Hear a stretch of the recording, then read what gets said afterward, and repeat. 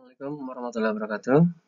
Untuk rekan-rekan teknik yang berbahagia, kembali pada kesempatan kali ini saya akan membahas sedikit tentang gaya dan tegangan normal atau yang biasa kita kenal dengan tegangan aksial. Jika channel ini bermanfaat, silahkan rekan-rekan bisa like and share dan jangan lupa tekan tombol subscribe-nya. Selamat menikmati. Untuk mengawali pembahasan kita, tinjaulah sebuah sistem struktur balok sederhana yang diberi beban merata Q, ya, yang merupakan berat sendiri struktur balok itu sendiri, dan beban atau gaya normal P. Dan kita ketahui di sini diberikan diagram gaya-gaya dalamnya berturut-turut, bending moment diagram atau BMD, shear force diagram SFD, dan normal force diagram. Dan apabila kita ambil satu elemen 3D kecil dari bagian dari struktur balok tersebut, baik yang terdeformasi ataupun yang belum terdeformasi, maka di sana akan kita jumpai keseimbangan gaya-gaya yang kita kenal dengan state of difference.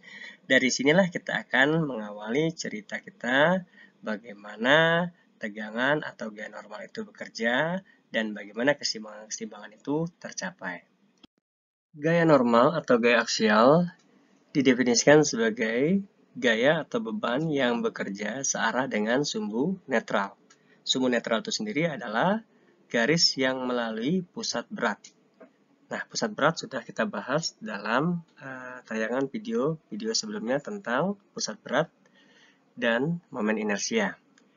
Nah, di sini kita akan bisa lihat bahwa apakah penampangnya itu merupakan balok, ya, ataupun struktur tersebut adalah merupakan kolom, maka gaya-gaya normal yang merupakan gaya dalam dihasilkan selalu bekerja searah dengan sumbu elemen. Struktur seperti ini sering kita jumpai dalam bentuk tipe truss structure atau yang kita kenal dengan struktur rangka. Sedikit gambaran tentang gaya normal atau gaya aksial ini, kita akan melihat bagaimana prinsip dasar dari pengujian tarik sebuah spesimen baja, yang memang prinsip kerjanya adalah merupakan prinsip gaya tarik. Nah, spesimen ini diatur dalam suatu standar yang kita sebut sebagai American Standard Test Material atau ASTM E8M untuk pengujian tarik baja. Jadi spesimennya sudah ditentukan sedemikian rupa, kemudian ditempatkan ke dalam sebuah alat yang namanya Universal Test Machine atau UTM, dan dilengkapi dengan extensometer, maka akan diplot menghasilkan sebuah kurva yang menjelaskan konstitutif dari material tersebut, yaitu hubungan tegangan dan regangan dari pengujian tarik. Berikutnya kita akan melihat bagaimana gaya normal bekerja dalam prinsip uji tekan beton. Nah, spesimen beton itu sendiri yang merupakan silinder beton udah diatur ketentuannya dalam American Standard Test Material atau STM C3110 IDT yang merupakan pengujian tekan beton. Dengan menggunakan alat yang sama, UTM ya, atau Universal Test Machine, kita bisa melakukan uji tekan beton. Nah, di sini pun juga kita akan mendapatkan konstitutif tegangan-regangan dari pengujian tekan beton. Berikut adalah beberapa hal yang penting untuk diperhatikan berkaitan dengan perilaku elastik suatu bahan. Yang pertama adalah kekakuan elastik itu sendiri yang dipropos atau diusulkan oleh Robert Hooke tahun 1998. Kemudian material properties oleh Thomas Young 1810 dengan angka modulus Young atau modulus elastisitas atau nilai E itu sendiri. Material properties lanjutan yaitu oleh Simon Poisson 1825 mempropos Poisson ratio atau V, masing-masing material beton atau baja akan berbeda gitu ya. Hooke's law atau hukum Hooke ya, itu juga merupakan hukum konstitutif yang menyatakan hubungan antara tegangan, modulus elastisitas, dan regangan.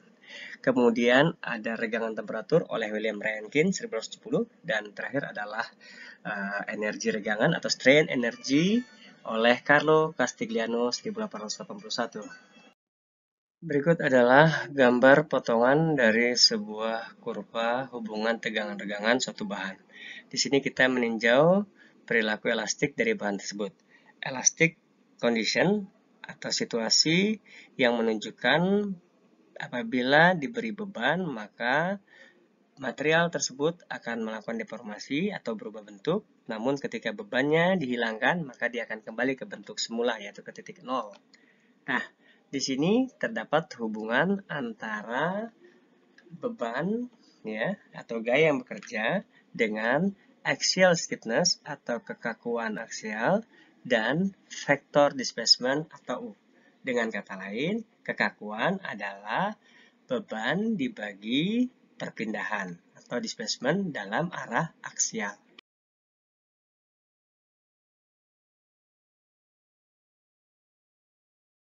Untuk tegangan normal, itu didefinisikan sebagai beban dibagi luas tampangnya, karena memang parameternya adalah luas tampang atau A, modulus elastisitas, E, dan panjang elemen atau L. Nah, di sini kita juga diperkenalkan dengan regangan normal atau normal strain, yaitu merupakan perpindahan dibagi dengan panjang.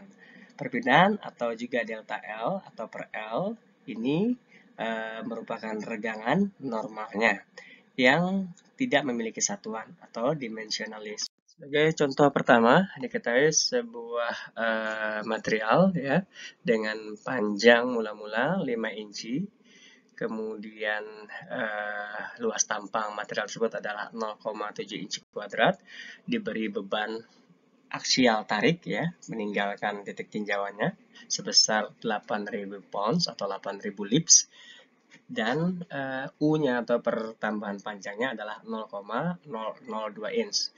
Kita diminta untuk menentukan modulus elastisitas dari material tersebut apabila material diasumsikan dalam kondisi material elastik. Yang pertama jelas kita akan memanggil persamaan hukum konstitutif dari hukum Hooke, yaitu tegangan sama dengan modulus elastisitas kali regangan. Nah, tegangan itu sendiri adalah beban bagi luasan. Hasilnya kita dapatkan adalah 11,43 kPa square inch. Regangan yang notabene adalah delta L per L0, kita akan dapatkan 0,4 kali 10 pangkat min 3. Selanjutnya kita sudah dapat nilai tegangan, kita sudah dapat nilai regangan, maka modulus elastisitas tinggal membagi saja tegangan dibagi regangan. Ya, didapatkan di sini adalah 28.600 kPa square inch. Selanjutnya kita akan membahas tentang energi regangan ya. Di sini kita akan mengartikan bahwa energi itu merupakan hasil perkalian antara rata-rata gaya bekerja dengan displacement atau perpindahan. Displacement kita kenal ada dua, yaitu translasi dan rotasi. Nah, hukum kekekalan energi akan kita lihat bahwa external work atau gaya yang bekerja dari luar itu harus sama dengan gaya yang bekerja dari dalam atau interwork.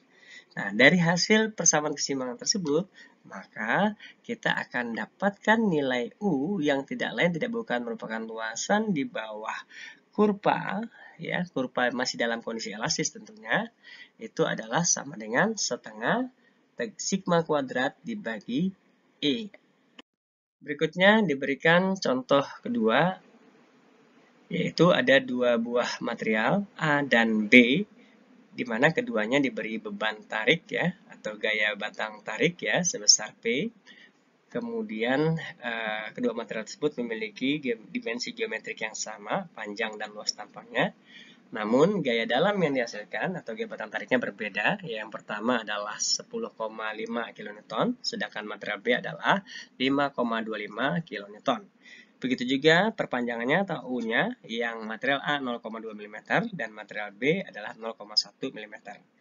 Dengan menggunakan rumus kekakuan, yaitu K sama dengan beban dibagi perpindahan, maka kita dapatkan berturut-turut material A dan material B yang ternyata memiliki nilai yang sama, yaitu 52,5 MN per meter.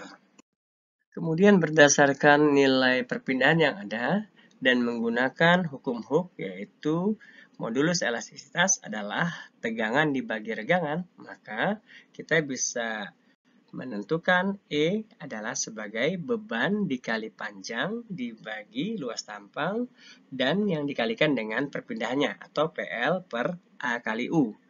Nah, dari sini kita akan bisa lihat bahwa nilai E atau modularitas dari masing-masing material adalah berbeda. Untuk yang material A adalah 70 gigapascal, ya, kemudian material B adalah 210 gigapascal. Material A lebih menunjukkan kepada sifat material aluminium, material B menunjukkan sifat material baja lunak atau mild steel. Nilai aluminium dan mild steel bisa Anda lihat dari tabel-tabel standar yang ada. Dengan demikian, maka perpanjangan pada arah sumbu X itu bisa kita hitung menggunakan formulasi U sama dengan P kali L per E kali B kali D. Nah, di sini kita bisa mengatakan bahwa displacement yang terjadi pada arah U sama saja dengan PL per AE. Dengan P adalah beban, L adalah panjang material, E adalah modulus elastisitas material, dan B kali D adalah dimensi dari penampang atau A itu sendiri adalah luasan penampang dari material itu sendiri. Untuk melihat perpindahan pada orientasi arah yang lain, kebetulan di sini menggunakan sistem koordinat global sebagai berikut ya, Y vertikal positif ke atas, Z vertikal menuju pengamat, kemudian X positif adalah ke kanan, ya, yang masing-masing merupakan orientasi vektornya adalah berturut-turut. Untuk X adalah U, untuk Y adalah V, dan untuk Z atau Z adalah W. Adalah vektor diwakili oleh vektor W. Nah, kemudian masing-masing besaran vektor itu kita akan melihat bahwa hubungannya tidak lain tidak bukan adalah regangan. Kalau untuk vektor V, regangan Y kali D yang tidak lain tidak bukan merupakan angka Poisson ratio atau nu kali epsilon x kali tinggi dari balok tersebut atau D-nya. Selanjutnya kita akan melihat bagaimana hukum Hooke berlaku pada material atau kontinum 3 dimensi. Ya, di sini kita lihat hubungan antara modulus Young dan Poisson atau Poisson ratio ya, atau rasio Poisson. Nah, tentu saja gaya normal adalah gaya yang bekerja searah sumbu elemen. Atau dalam hal ini adalah yang tegak lurus masing-masing bidang penampang. Oleh karena itu, begitu juga dengan regangannya. Ya, begitu juga dengan regangannya. Dan apabila kita kaitkan dengan hukum Hooke, ya, yaitu tegangan sama dengan modulus elastisitas kali regangan, maka kita bisa dapatkan masing-masing hubungan ya regangan atau regangan normal pada masing-masing tinjauan penampang yang kita amatin. Kemudian regangan-regangan yang diperoleh dari tampilan sebelumnya kita masukkan kembali kepada konstitusi hukum Hooke dan kita dapatkan regangan pada masing-masing orientasi sebagai berikut. Sebagai salah satu contoh, regangan arah X itu adalah sama dengan 1 per modulus elastisitas atau E dikalikan dengan tegangan normal arah X dikurang dengan Poisson ratio. Ya, Poisson ratio materialnya kalikan dengan tegangan arah Y, tegangan normal arah Y, kemudian dikurang lagi dengan Poisson ratio kali tegangan arah Z. Kemudian apabila persoalan 3D akan kita kembalikan ke dalam persoalan 2D dengan menghilangkan beberapa parameter, misalkan di sini adalah sigma Y atau tegangan arah Y-nya kita nolkan maka kita akan dapatkan plane stress atau tegangan bidang. Jadi untuk persoalan 2D ada tegangan bidang dan ada regangan bidang. Untuk tegangan bidang sendiri, maka tegangan arah Y atau tegangan vertikalnya itu adalah sama dengan 0. Kemudian regangan arah X-nya tidak 0, regangan arah Y-nya tidak 0, dan regangan arah Z-nya tidak 0. Nah, di sini kita lihat bahwa parameter-parameter yang sebelumnya tadi dihitung dengan lengkap, tetapi kalau pada plane stress atau pada tegangan bidang, regangan arah X itu sama dengan 1 dibagi modulus elastisitas dikurang tegangan X ya, dikurang Poisson ratio kali tegangan Z. Kenapa? Tegangan Y-nya sudah sama dengan 0. Dan yang terakhir adalah regangan bidang yang biasa digunakan untuk persoalan-persoalan dua dimensi seperti halnya bendungan, kemudian pemodelan pondasi pada tanah. Nah, di sini apa yang harus dibatasin adalah regangan arah Y-nya yang sama dengan 0. Sementara parameter tegangannya sigma X, sigma Y, sigma Z tidak sama dengan 0. Dengan demikian, maka hukum Hooke's-nya itu akan menyesuaikan. Ya, di sini kita lihat bahwa untuk regangan arah X per E sama dengan sigma X min Poisson ratio sigma Y dikurang Poisson ratio sigma Z. Apakah ada perbedaan nilai E? Itu pasti akan berbeda karena perbedaan nilai modulus elastisitas untuk plane strain atau regangan bidang dengan plane stress atau tegangan bidang itu berbeda. Berikut adalah beberapa referensi yang bisa teman-teman pelajari ya untuk meningkatkan kompetensi dalam mekanika bahan ini. Yang pertama adalah karyanya Profesor Timoshenko ya yang berjudul Mechanics of Material. Kalau dalam bahasa Indonesia adalah mekanika bahan. Ada beberapa edisi tentunya. Kemudian berikutnya adalah Mechanics of Materials karya Hibbeler, dan yang terakhir adalah Mechanics of Material karya Curie. Demikian yang bisa saya sampaikan. Lebih dan kurangnya saya mohon maaf. Terima kasih telah mendukung Enable Project Channel. Jangan lupa like and share dan tekan tombol subscribe-nya. Sekali lagi, terima kasih. Tetap sehat, tetap berbakti kepada orang tua. Semoga bermanfaat. Assalamualaikum warahmatullahi wabarakatuh.